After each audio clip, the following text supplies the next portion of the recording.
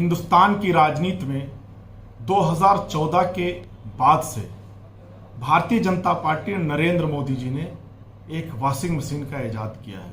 उस मशीन का नाम है भाजपा की वॉशिंग मशीन। उसमें जो वॉशिंग पाउडर डाला जाता है उसका नाम है मोदी वॉशिंग पाउडर। जो इस देश का जितना बड़ा भ्रष्टाचारी हो, भाजपा की वॉशिंग मशीन में धुला जाता है, धुल के निकाला जाता है और उसको भारतीय जनता पार्टी बड़े बड़े पोस्टों से नवाज देती है। एक लंबी फेहरिस्त है।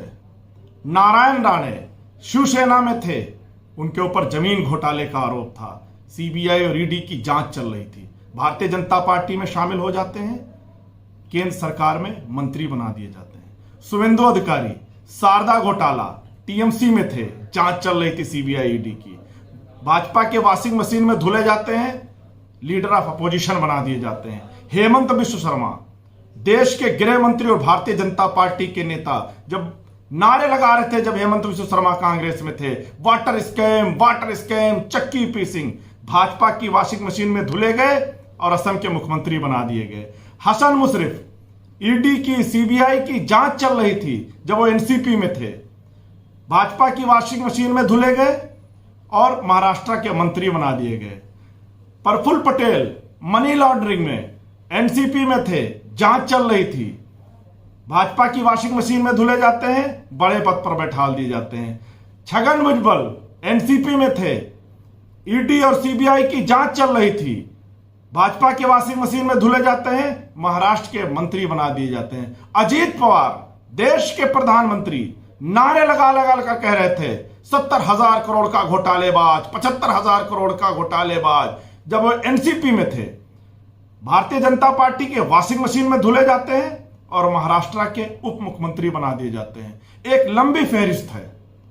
जो लोग भारतीय जनता पार्टी में शामिल हो जाते हैं उनको भारतीय जनता पार्टी अपनी वॉशिंग मशीन में धुलती है, नहलाती है और इस देश के बड़े बड़े पदों पर आसीन कर देती है। वहीं दूसरी तरफ आप देखिए, पिछले 15 महीने से एक घोटाले की भारतीय जनता पार्टी की एजेंसी ईडी और सीबीआई जांच कर रही है।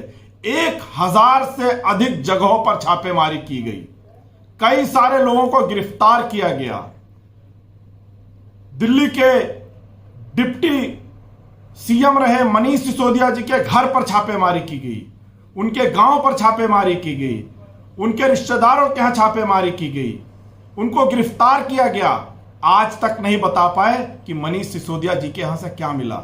अभी 2 दिन पहले संजय सिंह जी के यहां, जिनका 4 कमरे का मकान है, 8 घंटे तक छापेमारी की गई।